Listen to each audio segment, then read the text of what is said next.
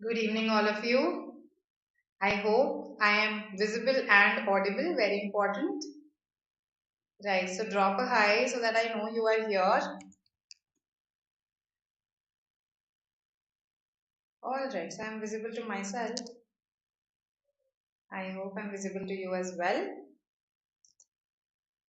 Okay, so today we'll talk about CMAT, right? CMAT 2022 is expected to happen in March. So let's talk about the exam pattern, the English section, the various topics, right? So that is what is going to be on agenda today. We'll talk about the English section in the light of the framework of CMAT, the overall framework, right? The marking scheme, the number of sections, everything. We will then come to the distribution of questions when it comes to VARC or language comprehension as they call it, right? We'll analyze what all topics have been asked in the previous years. Post that, we'll talk about what should be your exam strategy and what can you do to prepare for the English section right from now, because trust me, you have the time to prepare for the English section very well. Okay, you have ample time. So good evening, Aman. Let's begin. Okay, so this is what CMAT framework looks like. Okay, so you have 4 mandatory sections, right, with 1 optional section. The optional section is innovation and entrepreneurship. However, its score is not counted towards your percentile, right? So these are the 4 sections broadly. Here is our language comprehension, which is 1/4 of the exam, right? And because you get 4 marks for every correct answer, it carries a maximum of 100 marks. Okay, so significant.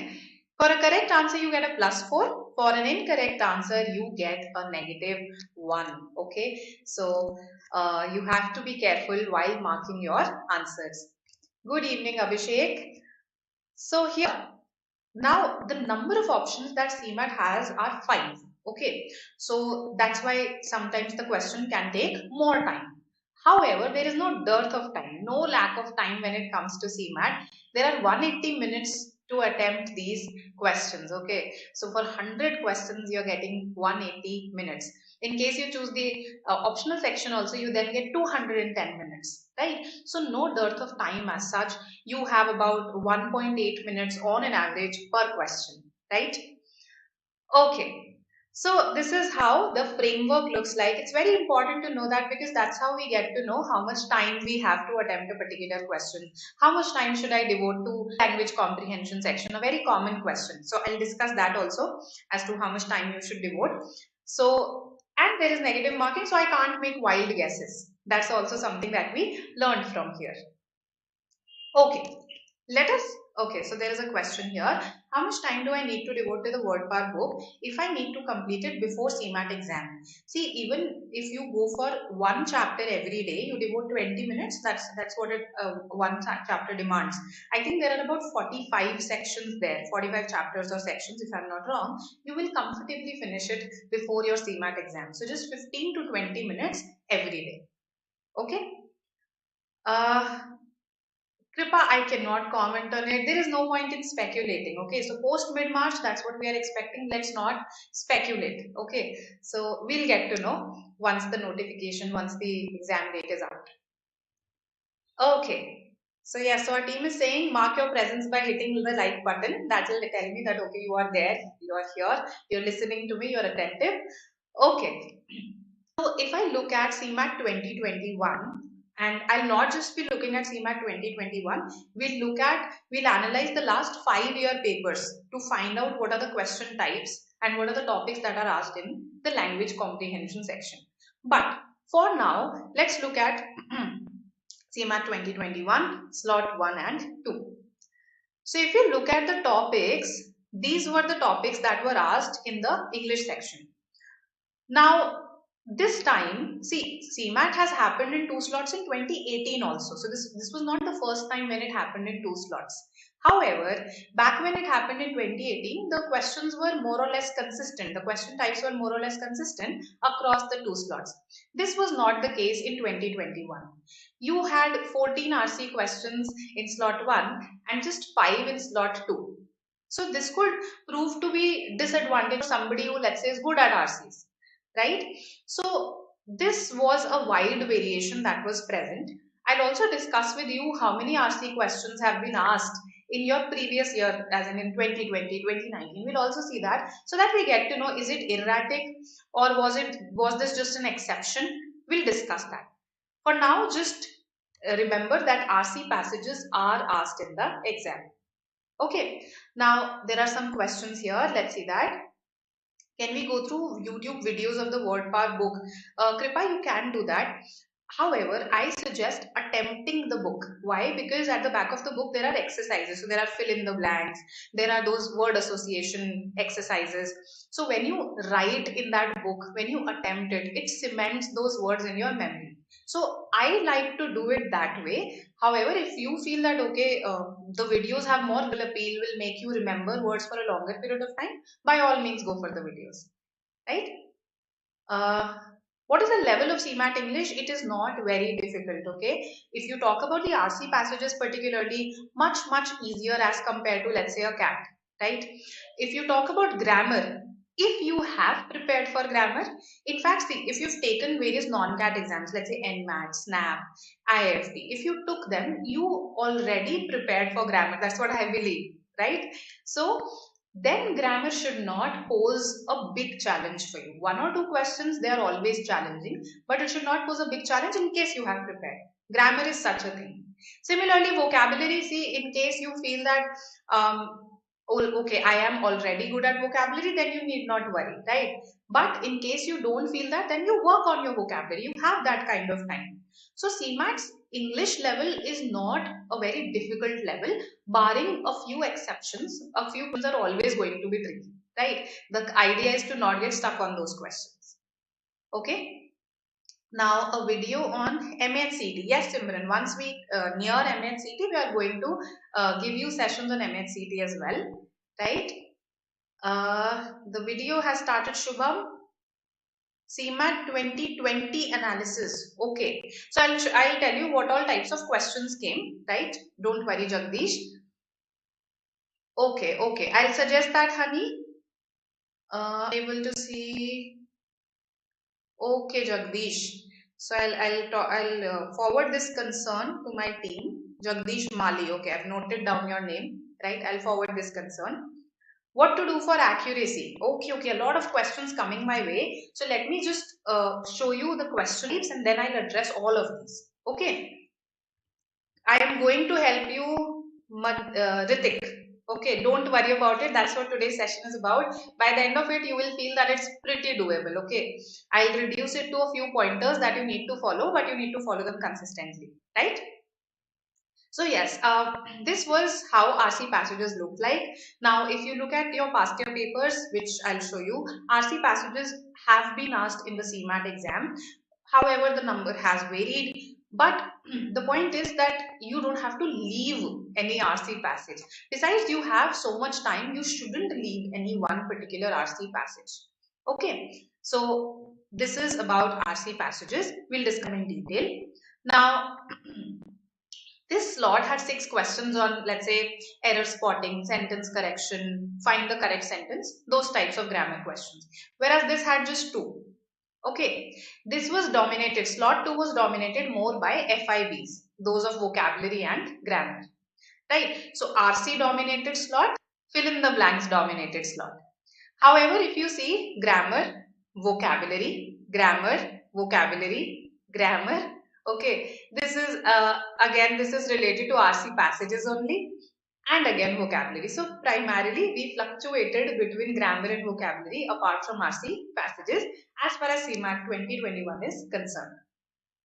Now, okay, let's discuss the VARC topics and question types, right? What all topics you have to broadly cover and what all question types you can expect. Now, this is based on an analysis of the past 5-year papers. Okay, these are based on that analysis. So now in vocabulary, the most usual question type is synonym antonyms, fill in the blanks, which came in a good number last year. Idioms and phrases. This is something that students forget when they prepare for vocabulary. They just learn words, meanings, synonyms, antonyms, but not idioms and phrases. However, this is important because as you can see, there were 2 questions in slot 2 from idioms. Okay, one word substitution. So I'll give you a whole sentence and I'll ask you, basically I'll give you a definition and I'll ask you which word's definition is this, right? So one word substitution. Word usage. So last year, for instance, there was this word diffuse, and there were 4 to 5 sentences which used the word diffuse. You had to spot one sentence that used it correctly or incorrectly. Both types of questions were there: correct word usage, incorrect word usage. Right. Similarly, in one in one of the questions, the word since was used in multiple sentences, but only one sentence was correct. So you had to tell that. Analogy questions, comparisons, those were asked. Migratory words. So, for instance, in CMAT 2019, I believe, the meaning of the word prima facie was asked. Can you tell me what is the meaning of this word prima facie? Yes. Tell me. Let's see what you say. Prima facie evidence.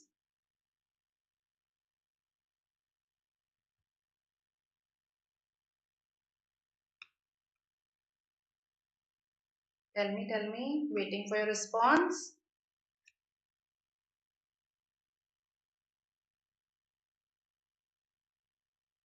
Main accused, that is prima facie. Migratory words means, Raju, words from other languages that have been adopted by English. So for instance, prima facie is a Latin term that has been, yes, it is used in legal language, in legal terms. No, it's not summary. Prima, okay, facie, face, on the face of it, at the first sight. So it is usually used for evidence. Prima facie evidence. Okay, that means the evidence that, let's say, the authorities see at the first sight. Okay, that is prima facie evidence. So on the face of it at the first sight, right? So migratory words can be asked from you. Words, wherein roots are given to you and you are asked what is the meaning of this root, that can be asked. So etymology based questions can be asked, and that is where for migratory words also, WordPar has some migratory words. It will help you. Then spellings. So in one of the years, the correct spelling of the word foreign was asked. See, that easy. The correct spelling of the word foreign was asked, right?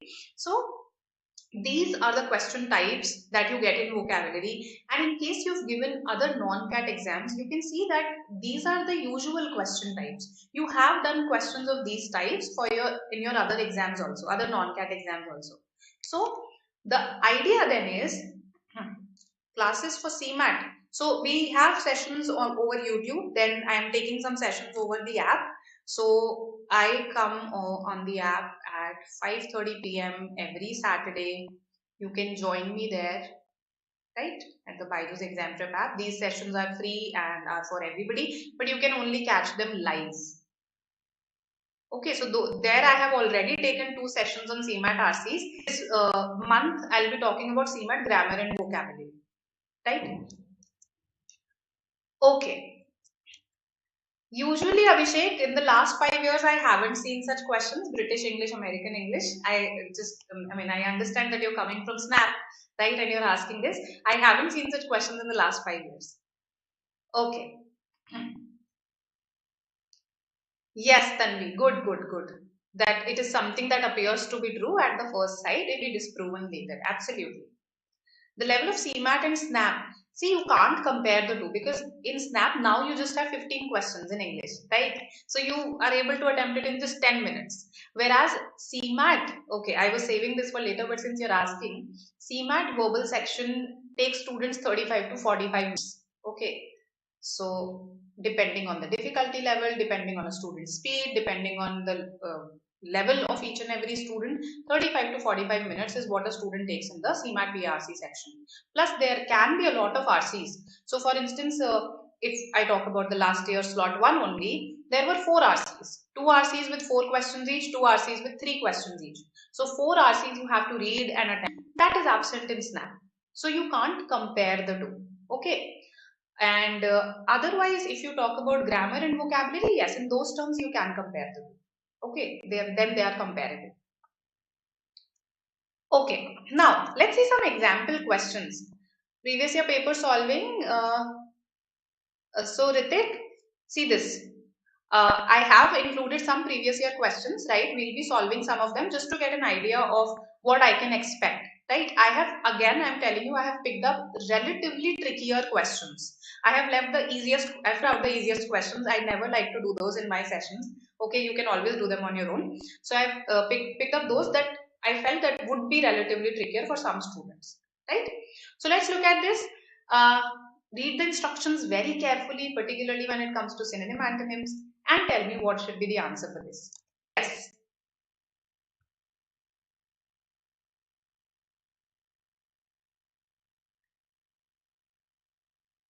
So this is from a CMAT previous year paper.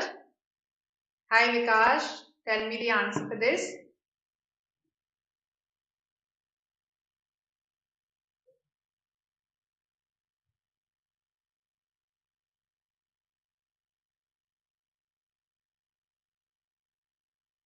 Tell me. Okay. Kripa says D, kindly.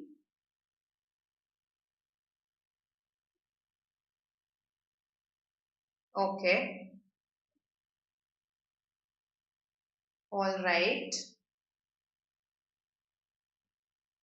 So I think what you've done here is, in saying that the answer is kindly, you saw that okay, bawling was a negative word, arrogant is a negative word, and impetuous is a negative word. So there is just one positive word out here, and that's why probably this should be the answer. A lot of times this strategy works. Okay, what you've done is called grouping. We call this grouping. So you have grouped three options together based on the fact that all of them have negative words. This, however, may not work for every question. This is one such question. That is why I chose it. Now, bashful is an adjective. You must have heard of the word abashed.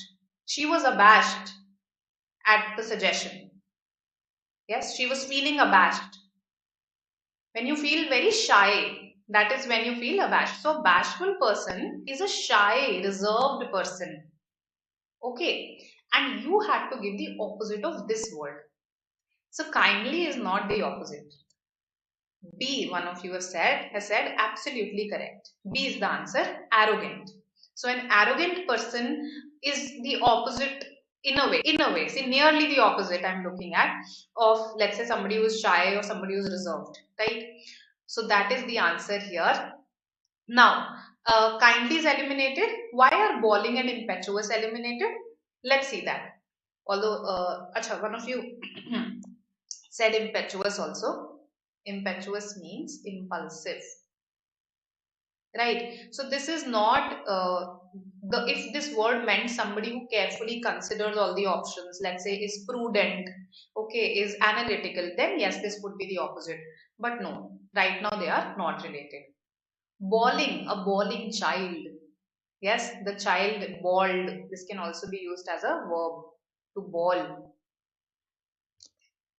To cry out loudly. Okay, that is bawling. Cry loudly. When somebody cries loudly, usually children do. So that is bawling. Now, let me look at some of your queries.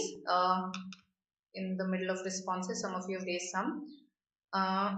English is easy to moderate level in the CMAT exam. Yes, going by the trend, going by the previous years, it's easy to moderate. You can't call it difficult. No. Okay, expected date of CMAT exam, I can't speculate. Okay, let's not do that. Post mid-March, that's all I can speculate. Okay. Um, Jagdish, I agree. There is negative marking. So don't make wild guesses. In case, let's say you've been able to narrow down to two options confidently, and it is between these two options now that you're confused, there also, let's say you have a 60-40 probability, then mark it. Okay. And I would say don't mark it if, like, you have not even been able to narrow down to two options. Then don't mark it. If you've narrowed down to two options, right, you feel that okay, this risk is worth it, probably I have a 60% probability for one of the options, then make an educated guess. Okay. CMAT exam level in all Mihir. CMAT is not a difficult exam as such because of the ample time that it gives you. So what you need to do for CMAT is work on your concepts very well, and basically the differentiating section in CMAT is the general awareness section. Because see, when it's, let's say the sections are not very difficult, then in that case almost all the students will be able to attempt the basic questions, the moderate questions, right? There will be few questions only that various students will not be able to attempt. So what will be the differentiator? Your GK, your general awareness. So it is that section that you could call moderate, okay? Otherwise, the rest of the paper is not difficult. Even if, let's say, you get a lengthy question, you have the time to attempt it. Okay? Right. Absolutely correct, Jagdish. Okay. Coming to nearly the same meaning, a synonym question. Yes, tell me what should be the answer. I again found this to be a good question.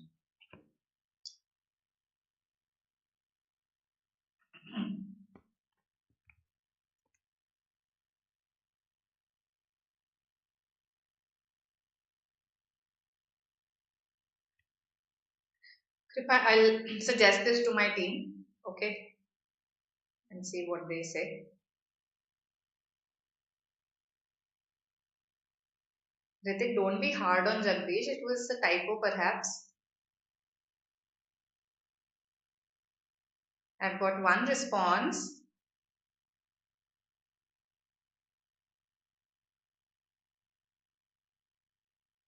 It's a very a very specific question that you've asked, Chirag. Usually it's 99.99. Okay, so it's very difficult to get to JB through the general seat, right? B, C, A. Okay, all right. Others, just four responses. Okay, a lot of you say A.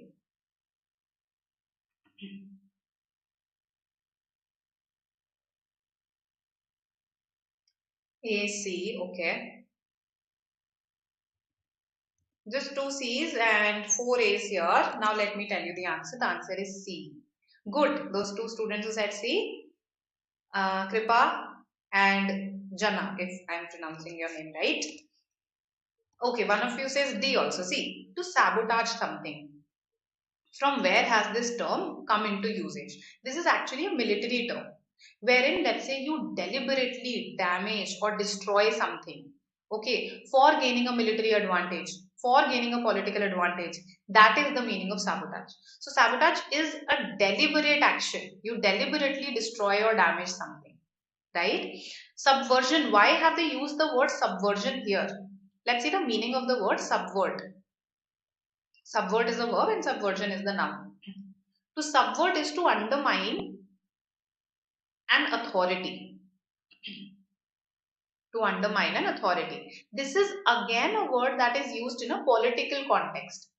Usually an established authority. So when we talk in the context of the government is an established authority, right? So when you undermine the government, it's called an act of subversion, right? So these military coups that happen, yes, coup d'etat, I hope you know. So military coups, when let's say you overthrow the government, the military overthrows the government, that's called a military coup. So that's an act of subversion. It's an act of subversion. So because sabotage is primarily a political or military term and it implies deliberate damage, deliberate destruction. That is why C is the most appropriate here. I understand you're marking A. A is a very close option. However, there is a better option, and that is why as I said, I included this question. Don't think, however, that most of your questions are going to be like this or all of your questions are going to be like this. I have picked up the trickier ones. Okay.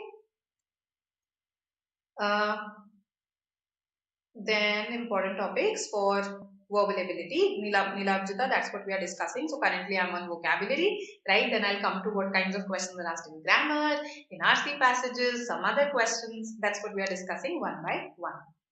Okay. So Jagdish, I understand this, that let's say you you know the meaning of sabotage, but you remember it roughly only that, okay, the meaning is destruction. How did I mark the correct answer? The thing is, reading helps you here.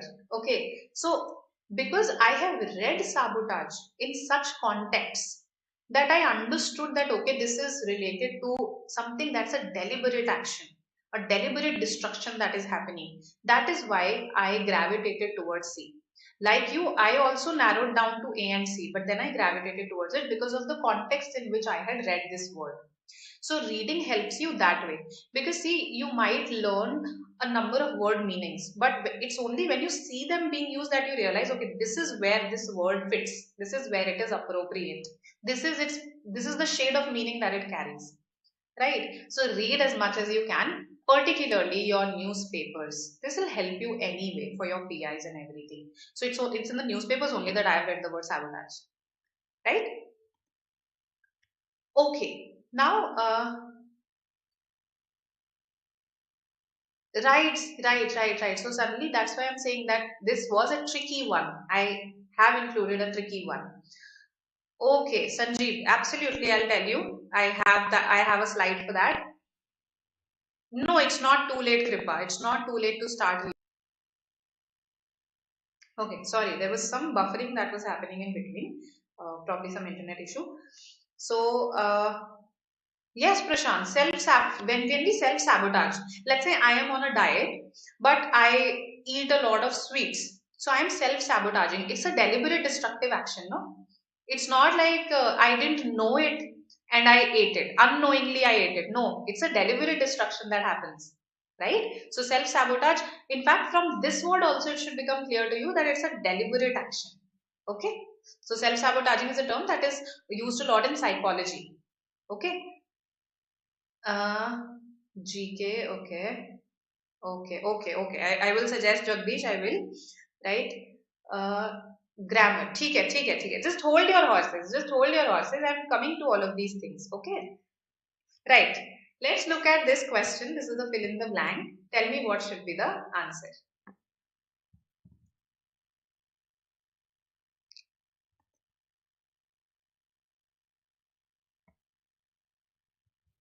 Yes, Ritik, maximum time 45 minutes. Not more than that.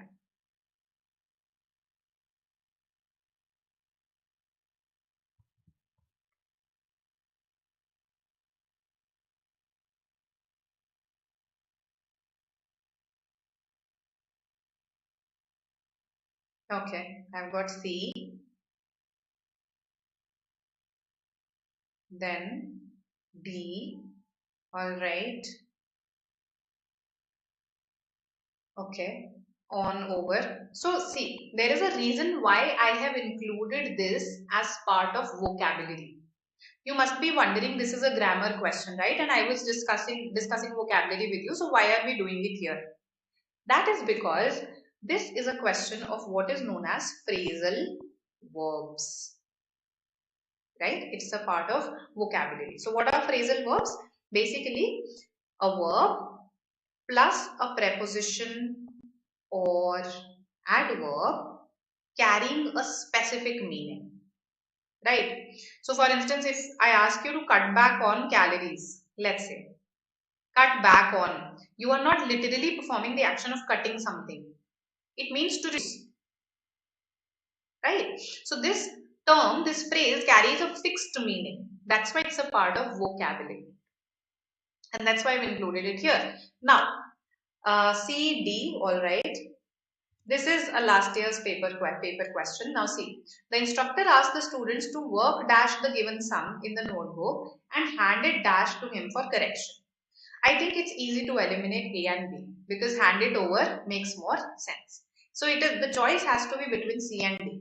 This is where again your power comes to 4. Okay, the answer is D. Let's see how many of you said D. Sanjeev said D, Jana said D, then Chirag also said D. Okay, so to work on something is to, basically being in the process of doing something, or in the process of improving something, producing something, that is to work on something, right? So if I say I am working on my English, right? So I'm in the process of improving it. However, the instructor asked the students to work dash the given sum in the notebook. Basically, वो बोल रहा है that solve the sum. That's what the instructor is telling the students, to solve the given sum in the notebook. Now, a phrasal verb for solve is work out. Working out a sum means solving a sum. Okay, or arriving at something through calculations. That is what it means to work out something, right? So that is one of the meanings. We also say, things didn't work out between them. That is another meaning. When, things don't come to fruition or things don't go well, that is when we say things haven't worked out. So that's another meaning. So phrasal verbs, one phrasal verb can have multiple meanings. Okay. To work on also has two meanings. One is to be in the process of producing or improving something, as I told you. The other is to manipulate. If I say that he is working on his boss to get a promotion, that means he is manipulating his boss. He is trying to persuade his boss. So that is another meaning. Now again, I know these things through reading, because these are the contexts in which I have read these phrases, these phrasal verbs. How you can brush them up, how you can hone your phrasal verb skills. In Renan Martin, there is a chapter. There is idioms 1, idioms 2. So one of these is actually just phrasal verbs. Okay, so 5 to 6 pages of phrasal verbs, and even if you go for, let's say, half a page every day, you will be able to finish it, right? Then there are a lot of apps that are available. So for instance, I came across this app called Idioms and Phrases. It has a really good pool of idioms, A to Z. So you have to explore these tools for you to hone your vocabulary, right? Let me see what you are saying. Okay, all right. No new queries as such. So I hope it is clear to you now that this is the answer. Okay. In case you want to ask anything in the vocabulary questions, question types that we have discussed, you can ask me. Basically, these are the question types that you have to prepare for. From where you can prepare these, I'll also tell you that. Just hold your horses, as I told you. Right. Now, okay, in case, let's say, you are enjoying the session, then please press the like button. It really helps us. And more importantly, subscribe to the channel to keep on receiving such content. Okay, you're asking me when we have MAT CET sessions. When you subscribe to the channel, you'll automatically get a notification. You won't need to worry about it any longer. Okay. All right. Now, coming to the next topic, which is grammar. So what kind of grammar questions have been asked last 5 years? Sentence correction, error spotting, find the correct sentence. All these 3 types were present last year also. Fill in blanks again were there last year. Voice, I saw a question on voice in slot 2, which I have written also, right, in the breakup. So that's why I've specifically written voice, because it was asked last year itself. I would suggest all of you to prepare for it, right? And those of you who have taken SNAP, I'm assuming that you have prepared for it for SNAP as well. SNAP does ask questions on voice. Right. So now, how to prepare for grammar, we'll discuss that. First, let's see what is the level of questions that is asked, right? How much are we able to solve? Where do we stand? That will give us an idea of how much we need to prepare, right? So let's have a look. This is an error spotting question. So you have to tell me which section contains an error, A, B, C or D. Okay, there should have been a slash here as well.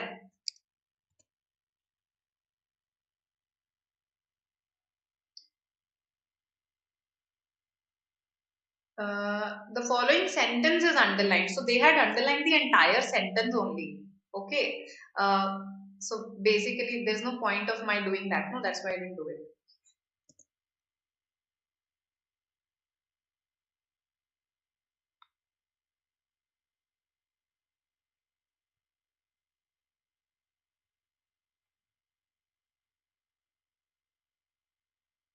Thank you, Ritik. That means so much.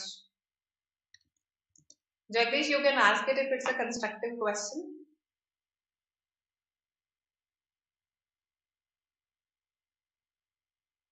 Okay.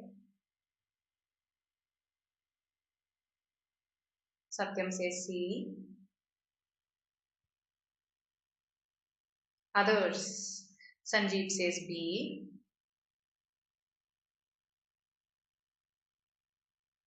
Okay, A, B, C. Only D is left.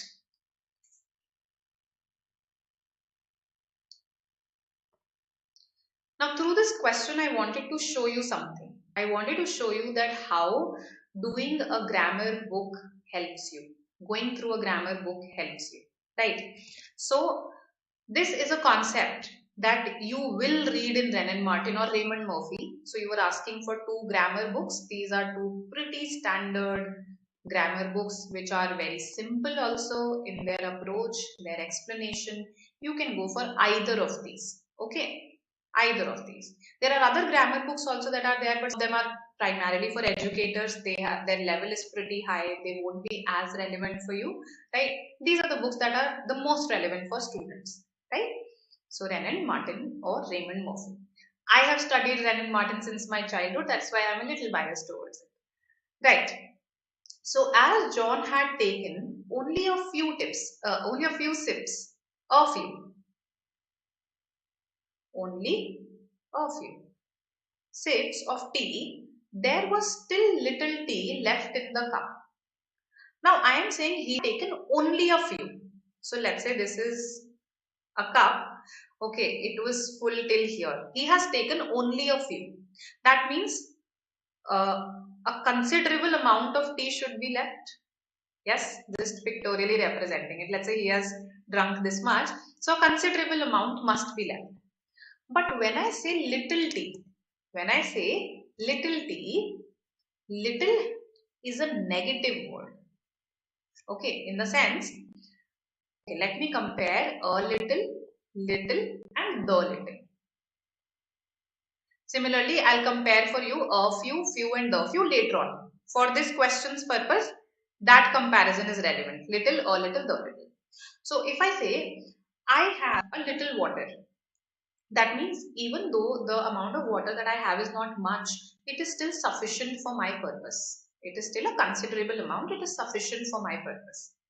When I say I have little water, that means it's not much and it's not sufficient for my purpose.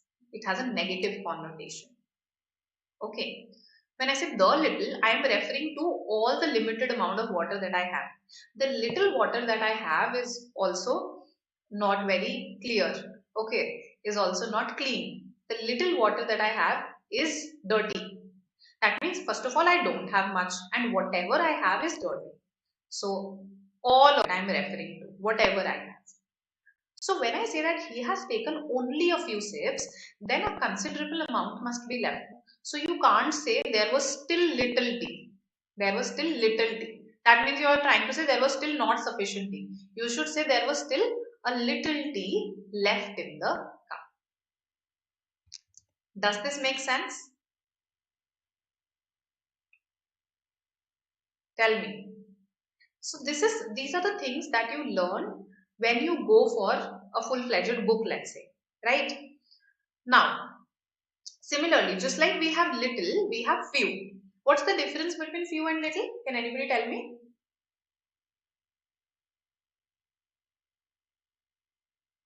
Few and little, what's the difference? Tanvi, I'll answer your query.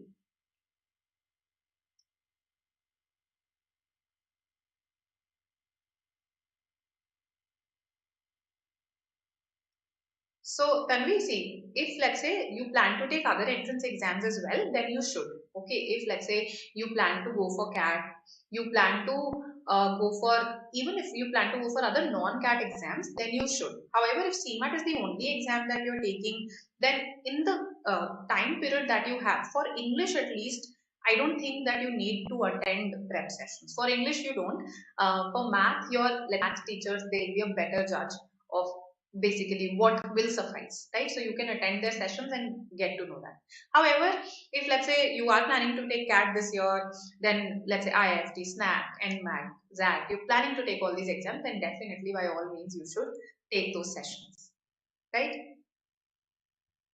Okay, thank you, Sanjeev. Now Okay, Jana, I'll answer this when I talk about preparation, right? So basically, in short, the answer is a mixed approach. Okay, a little bit of both. Okay, needs to be done. Now, the difference between few is used for countable nouns. Few is used for countable nouns, whereas little is used for uncountable nouns. So, what are countable nouns? What are uncountable nouns? Okay, so this is grammar 101. Countable nouns, those that can be counted. So basically, you can straight away assign a number before them. Let's say mobile, apple, glass, one pen, two pens, three pens, four pens. But can I say one milk, two milks, three milks? No. Now you will tell me, but I can say liter, 1 liter of milk, 2 liters of milk. So in that case, liter is countable. Milk is not. Okay. So milk is something that's measured, that's weighed, right? You can't count milk. So few, you can't say few milk. You can say a little milk, right? Few is used for those things before which you can straight away assign a number. So chocolates. So if I say, I have a few chocolates, that means, okay, they're not a lot, but they're sufficient for my purpose. Okay, I'm happy, they're sufficient for my purpose. If I say, I have few chocolates, that means, okay, not a lot and I'm not even happy. They're not sufficient for my purpose. Then if I say the few chocolates that I have are of almond flavor, right? So, okay, I don't have a lot, but whatever I have is of almond flavor. That's what I mean. So it just corresponds with little, just that you use few with countable nouns and little with uncountable nouns. We can't count tea, yes. Good, Sanvi. Although people say this, that give us 2 teas, give us 3 teas. Let's say you go to the tea vendor and you say that. You go to a cafe and you say that. It is colloquial, informal English. Informal English, written English, standard British English, you should say 2 cups of tea. 3 cups of tea. The cup, the glass, that is countable. Tea is not countable. Okay. So this is a concept here that you will learn when you read a grammar book, and that was an error spotting question that was asked, right? Now again, this is okay. This is the question instruction. This is the sentence here, right? And this is the underlined part, right? So read this question and tell me what the answer should be. This is from last year's paper.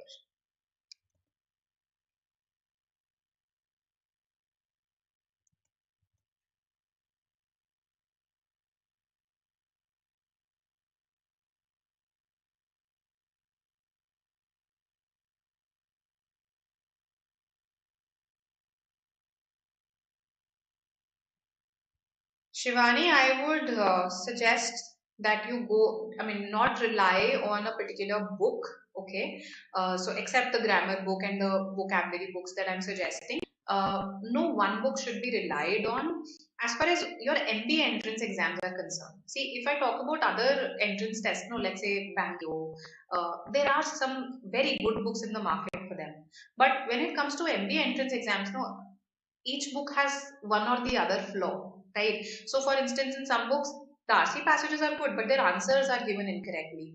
So, that shakes your confidence when you practice from there. And that's why I don't suggest books as such, as in a complete book when it comes to English.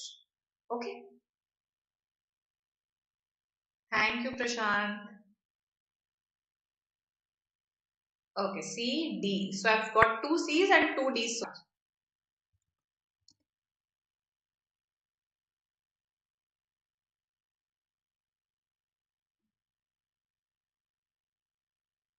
Okay. C again. D. There's a tie. Okay, D rules now. Okay, tie again. No, no, Jana has answered again. Oh, you have been answering time and again. Don't do that. Okay, C, D. All right, all right. Let's see. So, this again, why did I pick this question up? Because ultimately, it will tell you what is the difference between which and that. When to use which, when to use that. Again, something that you would definitely find in any good standard grammar book. Okay, so Let's read this sentence. Jessica Mitford wrote The American Way of Death, a best-selling book, dash led eventually to an official investigation of the funeral industry. Tell me this part that comes here. Is this essential for understanding what is being talked about? Or is this something that's additional about this best-selling book? Additional or essential? Tell me that. Additional, essential.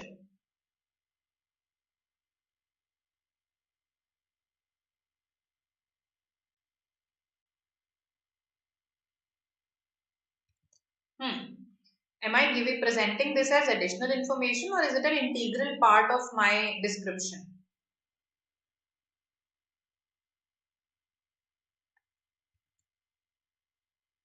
Your Tanvi says additional. Okay. Others? Additional. Okay. Okay. Chirag says essential. So let me delete this. If it is additional, I can delete it, right? And it shouldn't affect the meaning of the sentence. So if I delete this, what is left? Jessica Mitford wrote The American Way of Death, a best-selling book. Was that what I wanted to convey? That she wrote a best-selling book? Or did I want to tell you what kind of a best-selling book did she write? Was that my main intention? My main intention was to tell you she wrote what kind of a best-selling book did she write. So this is an integral part of the explanation, and that is why I should use that. Whenever what you are describing is an essential integral part of your sentence, then you should use that. Whenever it is not, then you should use which. Okay. So to give you an example, plants that or which are green have chlorophyll.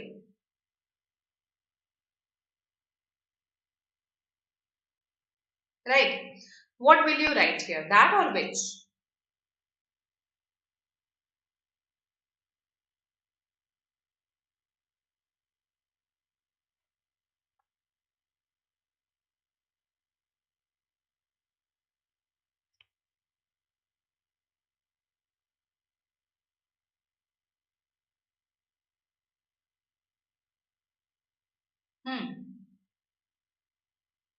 Okay.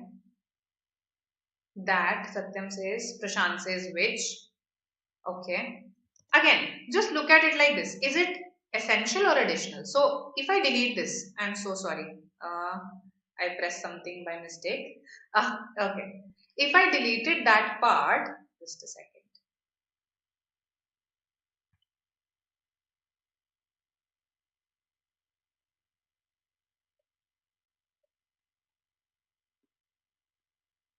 If I delete this part, what am I left with? So basically, what is this that or which describing? This that are green, okay, or which are green. So I delete this. This sentence reduces to plants have chlorophyll. Did I want to say this? That plants have chlorophyll? Do all plants have chlorophyll? This sentence means that all plants have chlorophyll in general. But I didn't want to say that. I wanted to say those that are green, they have chlorophyll.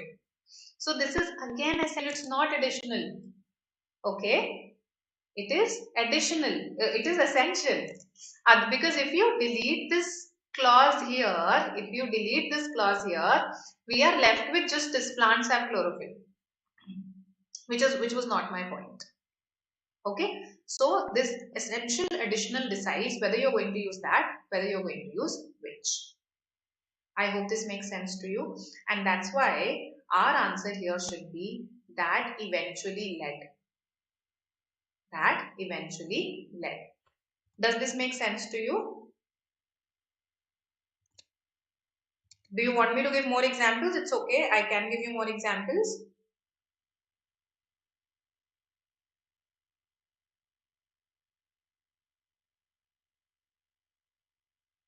Okay. I'm assuming then you've got it. All right. So let's go to the Next part then. So this was about grammar here. That in grammar you can get error spotting, sentence correction, you can be given multiple sentences and asked to find the correct sentence out of the lot. Fill in the blanks based on grammar. Quite a few were asked in slot 2 last year, right? Voice questions. So we had one voice question last year. These can be asked from you and you have to prepare for this. Okay. So Sanjeev is saying he has Raymond Murphy. Okay. Self-study reference with solved answers. Yes. This is the one that I'm talking about. Okay. All right. Now, coming to the next thing that you need to prepare for, right? So, vocabulary and grammar we have discussed. How to prepare for them, sources, that also I'll give you. Now, RC passages, I wanted to show you the trend first. What has been the trend of RC passages in CMAT? Till 2019, it was fairly standard. You got 4 RCs, right? And there was one RC of 6 questions each and 3 RCs of 3 questions each. That had been the format. However, in 2020, there was a drastic change. Suddenly, there was just one RC with 5 questions. That's it. So, from 15 questions, they came down to 5. And in 2021, it was really weird. Okay, one slot had 4 RCs with 14 questions in total, and one slot had just 2 with 5 questions in total. So now when it comes to RCs, be prepared for anything. You can get a 2-question RC, 3-question RC, 5-question RC, 6-question RC. Be prepared for all the eventualities. My suggestion to you is that you should not leave an RC completely. Even if, let's say, you find an RC to be, for instance, let's say there was one on philosophy of education last time itself, I think. Now, some students, the moment they see the word philosophy, something in them gets triggered. But my point is, give it a shot and attempt all the direct questions at it. Go through all the direct questions because you will find that quite a few questions are direct. So maximize your score there with these questions. Don't leave an RC completely. Besides, you have time. Time is not a constraint, right? So why not capitalize on this? So that will be my suggestion to you for RC passages. And in case you have prepared for other exams, you don't need any special preparation as far as RC passages are concerned, right? Okay. How do I prepare for grammar? Yes, Anirudh. Let me just come to just a couple more slides to go. Then we come to that part itself, right? I now feel I should have included them in the beginning itself. If I start now, can I get a good college? Okay. Ajay, see, it depends on the kind of time that you have, how much of it you will devote to preparation, what is your current level. So it's dependent on these factors, right? So why don't you do this? Pick up a past year paper. Okay, I think in 2018 they are available. So pick up a past year paper, attempt it and see where you stand as far as various sections are concerned. So that will give you a fair idea. Okay, and as far as the English section is concerned, I'm telling you what all material you need to refer to. Okay, so I'll give you an exhaustive list. Don't worry about it. Now, para-based set. Yes, so what do I mean by this? A short paragraph was given and then a question was asked that what is the central idea of this paragraph? Okay, so this has been asked not just last year but also in other years as well.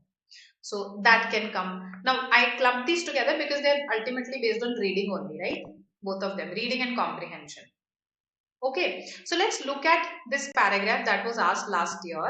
This is your paragraph and you have to describe the central idea of this passage above. Let's see what you say. Yes.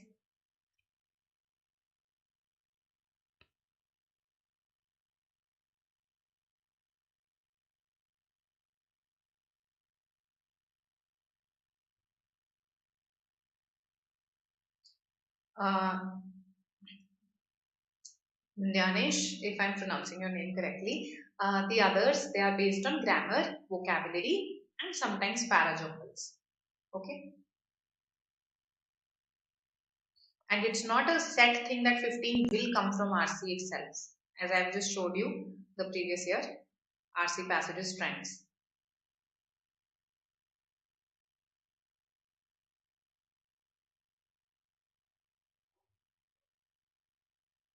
Yes, Shivani, much easier.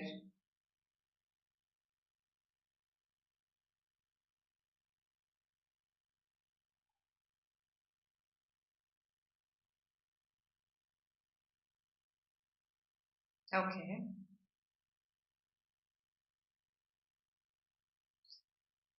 All right. Others. B, C. Okay. What do the others say?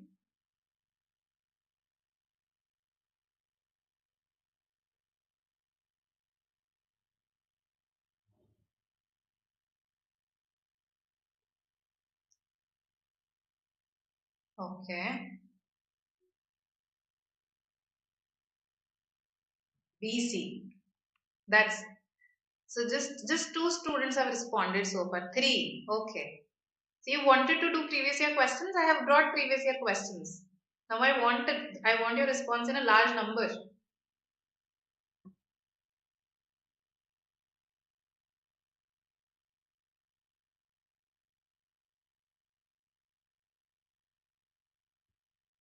All right. B, D. That's what I'm getting. Okay. C also I've got one. So let's have a look. Right. So see, the moment I give something related to reading, somehow I can sense the student's laziness. I get that vibe from my laptop. So please don't be lazy when it comes to reading. Okay. The more you hesitate, the more will reading comprehensions pose a challenge for you. Okay. And almost all your entrance exams, if not one third, usually one fourth of the English section is RC passages. So please be active. Yes. Let's discuss this. Now, what is the central idea? Go by elimination. Always eliminate in such questions. Okay, so I'm saying that in tough times or in times of a crisis, the democratic nation often becomes an authoritarian one. During ordinary times, nobody thinks about the political system. People just vote for those who make promises and try to keep them. As long as the country is secure and there is reasonable development, no one is bothered about the leaders and the policies. But if there is some kind of aggressive revolution or a shortage of basic supplies or a lot of unemployed citizens, the leadership comes under question. Okay, so now A says if there is an economic collapse, democracy gets strengthened. Does it get strengthened? If there is an economic collapse, democracy gets strengthened. But I am saying in the beginning that in tough times or times of crisis, the democratic nation often becomes an authoritarian one.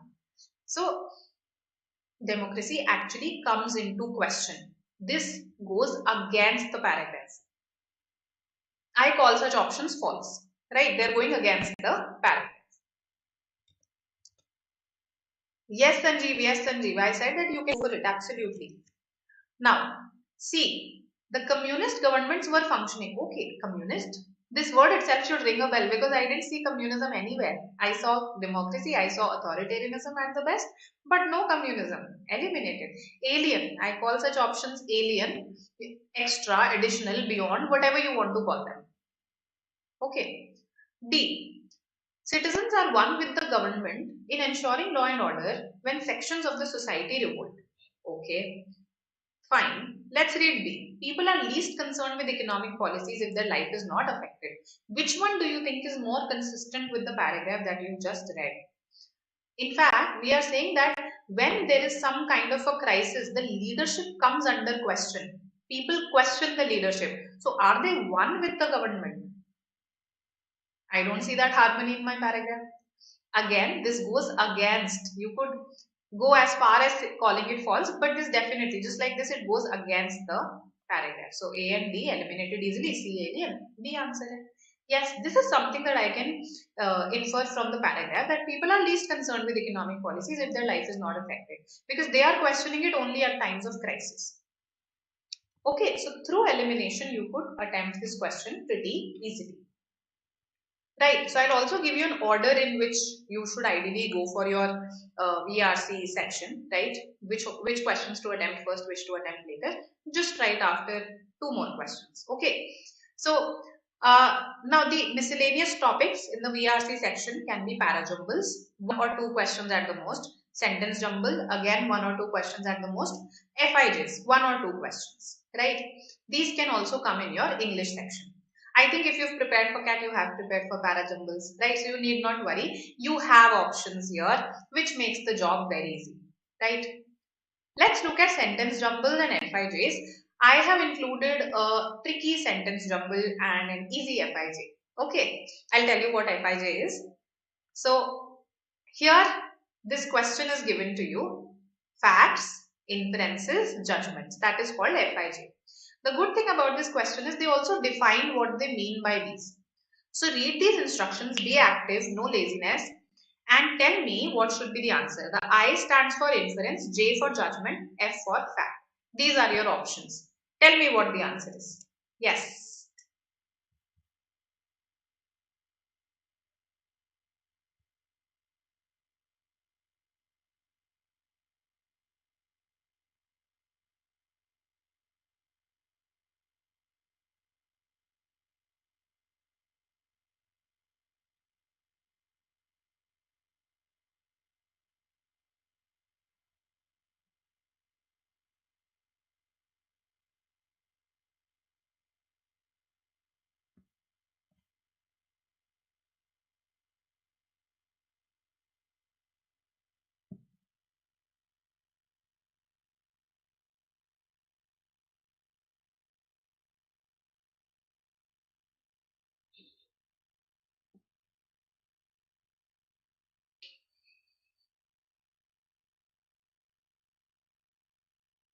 I've got one response.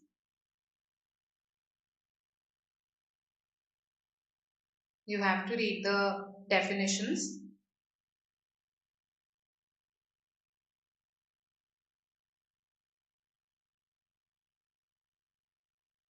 B, C, D, A. Okay, I've got everything. All right. Don't you think there is some sort of a conclusion that's present in every sentence here? Weather forecast says 80% chance of thunderstorms. It's a good idea to bring an umbrella. So, therefore, it's a good idea to bring an umbrella. My throat is sore and my nose is running. Okay. God forbid that this happens to anybody. I have probably caught a cold. So, therefore, she thinks, no, that she has probably caught a cold. There are over 40 million volumes in the university library. Okay. Over 40 million volumes. So, therefore, the conclusion is they probably have a copy of the famous book, Savitri. So, all of these are conclusions based on facts. Inferences with conclusions drawn about the unknown on the basis of the known. On the basis of the known. So, on the basis of facts usually. Weather forecast says this. Fact. My throat is sore and my nose is running. Okay. Fact. There are over 40 million volumes in the university library. Fact. And on the basis of that, I am concluding something. So, when you make a conclusion based on something that is known to you, okay, that is called an inference. All of these are inferences and these are answers. Okay. All of them are I. Right. So, I got some B's here from Jana, from Chirag, Anirudh. Good. Okay. So, Ganesh, you have to read the instructions carefully. Okay. And you have to find out what is the nature of these statements that are given to you. Right. Are they pure facts? Are they just facts? Are they inferences? Now, what are inferences?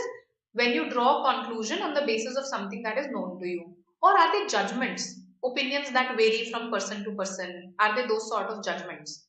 So, this is what you had to find out. So, even when you read these statements, they don't appear very biased or colored or opinionated statements. All the conclusions that are present here, they've been drawn on the basis of some solid things, right? Solid facts, as you can call them. And that's why they can't be judgments. Then, yeah, this also said, no, 3 is a judgment. So, no, they are not judgments. Inferences. Okay. This is what we had to do. So, Akash, I'll suggest to you how you can do that. You can proceed through questions. Okay. Or if, let's say, questions are posing a problem, then do vice versa, proceed through first understanding the concept. So, see what is posing a problem for you. If, let's say, solving questions is the problem right now, probably that's because you don't have a conceptual basis. So, go for the concepts. If, let's say, you are able to solve the questions, but in some places you are getting stuck, then see the concept that corresponds with those questions only. Even that will suffice, right? Ultimately, I want you to be able to solve questions accurately. That's my goal.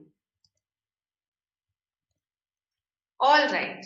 So here, arrange these to form a logical sequence. Now, this is a sentence jumble question. Okay, this will form one sentence. I want to see what you say. Now, come on, quick. Logic hai to.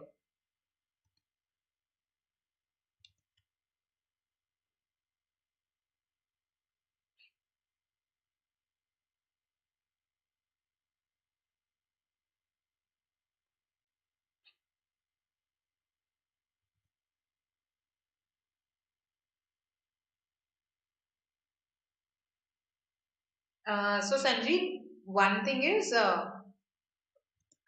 first of all, are you talking about this sentence jumble or FIJ? FIJ may not come at all. They have come in 18 and 17, not in every paper, right? Then as far as sentence jumble is concerned, again, in some years they do appear, in some years they don't, right? And it's not that every sentence jumble is tricky. As I said that I have chosen the trickier questions. That's my tendency somehow, to choose the trickier ones. Okay.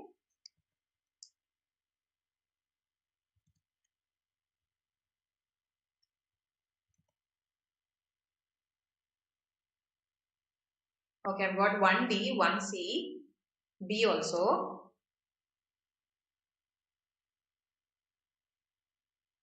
See, A can't be the answer, right? A cannot be the answer because D cannot be the opening fragment. Insofar as it focuses attention on development expenses, that's because we have a better opener in C. It tells us what is this it. The bifurcation of plan and non-plan funds. That is what we are talking about. So now this bifurcation, where is this bifurcation? The bifurcation of plan and non-plan funds in the budget is artificial. Okay, so C and E, that narrows down my options to this, B or C. Now, it is artificial, all right. Now, A is there in the other, in both the options. But there is some merit in it. So, what is the merit? But there is some merit in it insofar as means to the extent. Insofar means to the extent it focuses attention on development expenses as distinct from consumption. So it is saying that development expenses are distinct from consumption. So D and B is a pair and D has to come before B. So this, when I looked at this question, no, I also solved through options one thing. And then when I read it, I spotted that DB is a pair and that was there in only one option. So I marked B as the answer. Right, so spot pairs and solve through options, not completely though, but yes, take the help of options when they are present. Okay, I hope this makes sense to you. B is the answer. Good, Shivani, Jana, and yes, that's about it. B, CEAD. Right, so this was the trickiest one that I could find in the past 5-year papers, and that's why I included it. Otherwise, sentence jumble questions are easy. Okay, it's easy to arrange the fragments when the options are. All right. So these are some of the questions that you have got in your previous year papers. I have discussed all the question types with you, the broad areas that you need to cover. Now you can ask me your queries and I'll tell you the strategy part of it. So ideal time, I have already discussed with you since a lot of you asked this question already, 35 to 45 minutes for the English section. Now, somebody was asking me the score. See, the score is very hard to predict considering that the level of the paper varies every year, considering that the level can vary between slots every year, right? Last year, no score was released because of the two slots, no score was released, just the percentiles were released. So the question of score is a very subjective one, okay? And therefore, I can't answer it. Now, coming to the strategy, first thing, in your paper, when you go to the verbal ability or the English section, attempt the grammar or vocabulary questions first. Okay, why? Because either you know them or you don't know them. Secondly, they are shorter questions. Unlike an RC, the time invested is less. So you'll be able to quickly attempt many more questions. right? So go for grammar or vocabulary first. They are time saving. They boost your confidence since they are shorter, right? And therefore you end up feeling that, okay, I have covered these many questions. In attempting these vocabulary questions particularly, you can use grouping, right? So for instance, if I have asked you the synonym of a particular word, and let's say there are three options that use that have very similar meanings. Okay, these three options have very similar meanings. Then probably none of them is the answer. It's the last one that is not similar to these. That is probably the answer because these are pretty similar to each other. Similarly, if I have asked you the synonym of a positive word, you know, okay, you don't know the exact meaning, but you know that, okay, this word I have read in positive context. Then any negative word cannot be its synonym. So you can eliminate on that basis. So group and eliminate. Okay. What is the issue that has happened? Acha, probably this is an older message. Oh,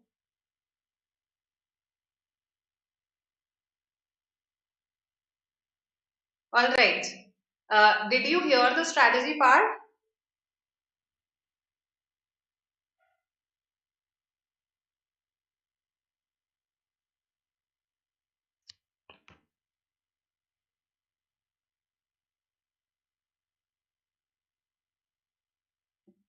Just tell me, did you hear the strategy part, the one that I explained? Otherwise, I'll explain it again.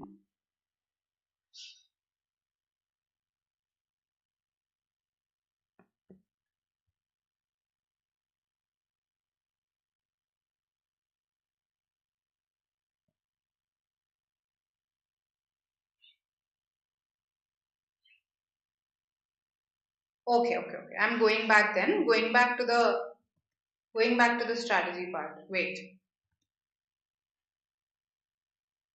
So we were okay. Now I'm live. I don't know why this happened. The internet seems to be fine now. Okay. All right. I'm so sorry. So I was on the strategy part. I was talking to you about the fact that you should go for grammar or vocabulary first, right? Why should you go for grammar or vocabulary first? So, because I thought that I was live, I've written all of this. These questions are time saving, right? Either you know them or you don't know them. Plus, they are short questions, so you're able to attempt them, let's say in the first 5-10 minutes, you're able to attempt quite a few questions that boosts your confidence, that builds your confidence. So that's why these, when you attempt these, go for grouping and elimination. Okay, what do I mean by that? See this. Now, let's say I have a word that is a positive word. I don't know the exact meaning, but I just know that it's a positive word. Then if I'm looking for a synonym of that word, that also has to be positive. So if there are, let's say, two options that have negative words, those two options can be eliminated right away. So make use of grouping. Similarly, let's say I have asked you the antonym of a particular word, right? Now, in the options, three of the words have very similar meanings. Okay, you know that these are probably synonyms only. Then probably none of them is the answer. Okay, probably this last one is the answer. So apply grouping and elimination. Okay, all right. Now, coming to the next. So next, once you've attempted this, then next go for the other verbal logic, basically para jumbles, sentence jumbles, or para based singlet, as we just did. Central idea question, no? Paragraph based central idea question. So attempt that next. Again, why? Because these are shorter questions. Because see, in para jumbles and sentence jumbles, there are options as well. So they'll not pose a very big challenge for you. So first get done with the maximum number of questions, then go to RC passages. Now, Error is saying, ma'am, passages would take so much time. How to improve our reading comprehension? How to address the speed issue? See, so RC passages, let's say 4 of them come in the exam. Now, 2 of them will be short ones. If let's say the distribution is just like last year's, then 2 of them were shorter passages and 2 of them were longer passages. Even your longer passages were 450 to 500 words, not more than that. I think if you have prepared for CAT, you are used to reading such the passages of such length. So they are not giving you extraordinarily long passages. Okay? So don't worry about the length. Passages, trust me, you have 45 minutes. You will be done with this in maximum 20 minutes, not more than that.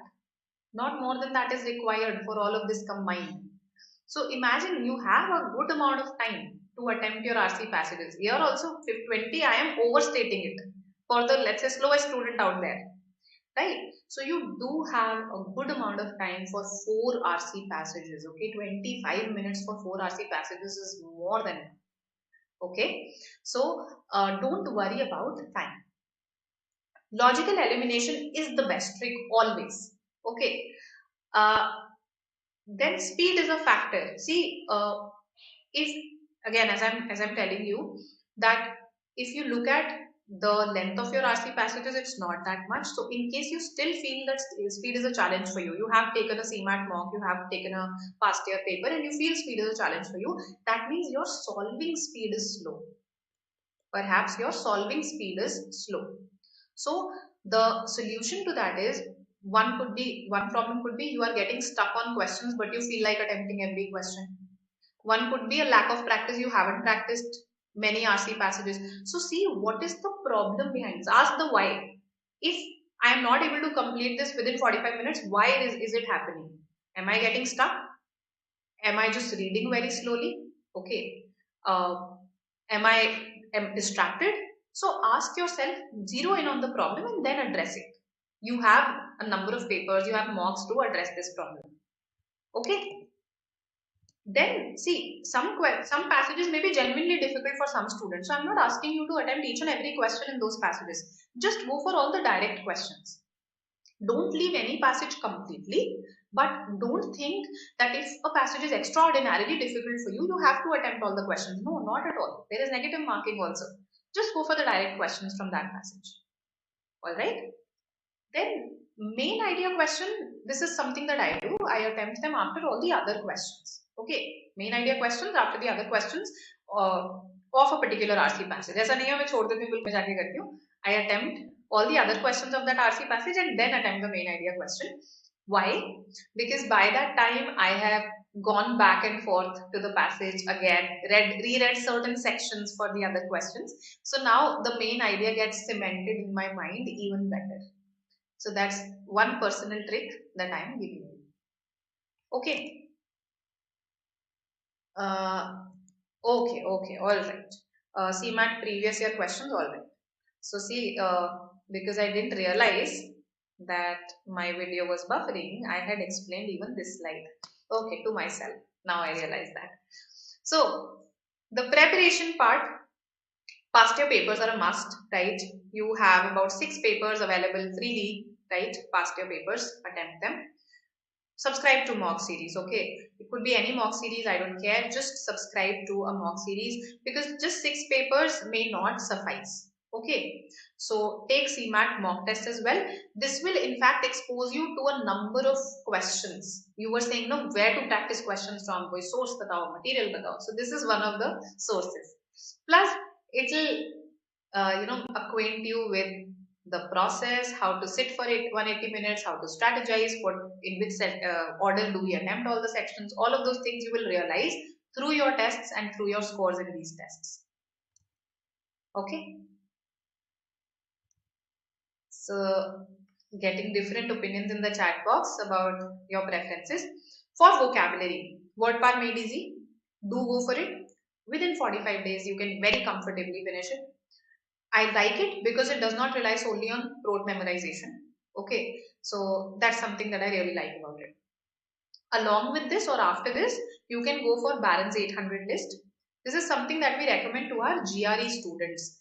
Okay, now that's because their exam is intensive on vocabulary. There is a Barron's 3500 list also, which has 3500 words. So this is the bare minimum that I am asking you to do. Go for the 800 list, freely available on the internet.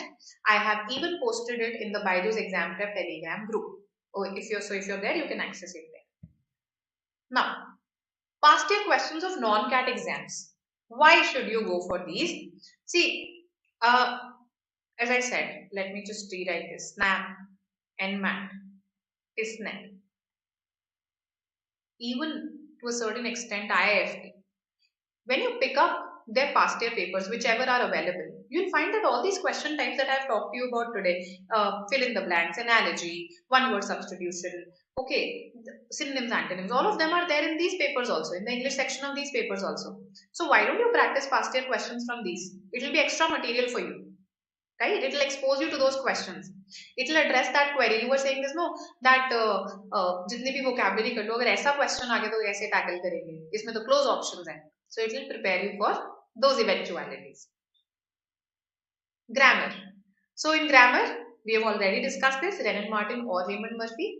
Attempt the exercises also that are given at the back of these chapters, of the various chapters of Renan Martin, Raymond Murphy. They are fill in the blanks, they'll help you a lot. Remember, 11 fill in the blanks in slot 2.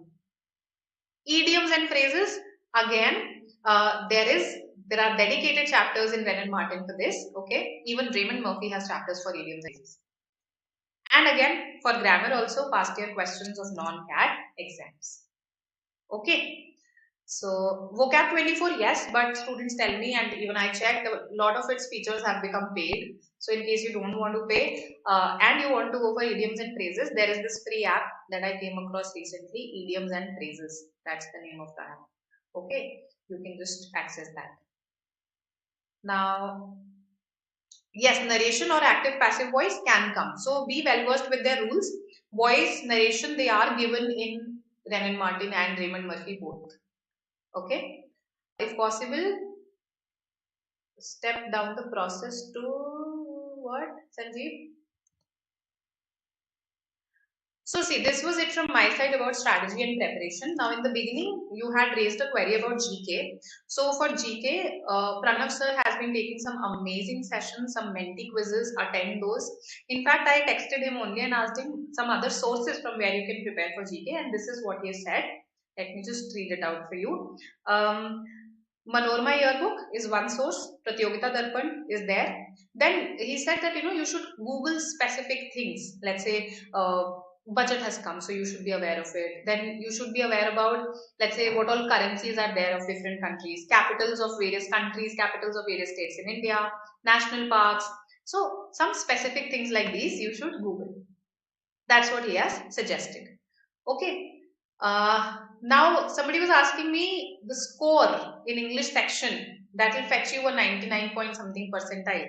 So the score last year was not even released. Okay, only percentiles were released, and the score varies wildly depending on the level of the exam. Right? For normal TOEIC, that will be a little difficult. I'll suggest this to our team. Don't worry. Right? Any other questions that you asked? I'm so sorry the session got stretched because of the buffering in between. I had explained these two slides earlier as well when I realized that okay, my video is buffering. I hope I didn't bore you till the end and you have gained some perspective as to how to prepare, right? And I hope I've addressed all your queries. So this is it from my side. If you found value in the session, please like it, please subscribe to our channel for more such videos for MHCT. If you want to attend those sessions down the line, right? Do subscribe to the channel. And yes, if you did take CAT, if you want to enroll in our GDPI preparation program, these are the details for it, right? They'll be your mentors and yeah, so you can call our counselors for this. And this is an ongoing batch, a CAT 2022 batch. You can enroll in this in case you're thinking of CAT 2022 or other entrance exams. And yes, do follow on this Telegram channel. So this is where I also keep posting stuff. I posted 800 on this group itself. So you can join this. Okay. Akshat, okay. This is a whole big discussion that we can have. We can have this in the Telegram group actually. You can take it forward there. Figures of speech in the last 5 years, I did come across, yes, in CMAT, I have come across figures of speech such as hyperbole, etc. But those questions were not very tricky. But do prepare for figures of speech because again, they can be asked in TISNET as well. No, Ganesh, don't go with such preconceptions. That slot 2 is more difficult, slot 1 is more difficult. Don't go with such preconceptions. Okay, control what you can. What topics to focus on? Actually, Jana, if you read just 6 pages, I calculated this. You don't have to read the whole of Wren and Martin. The writing section of it, you don't have to read. Just the grammar section of it.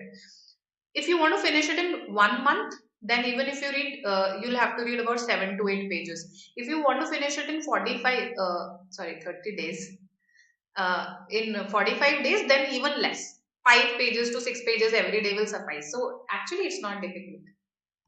Okay. All right. So this is it from my side. I'll see you next time. Thank you for being so patient and attending the session till 10:30. I'll see you next time. All the best. Bye. Yes, I'll send the balance list in the Telegram group. Don't worry about it. Okay. So you can join the channel and you'll get it there. Bye.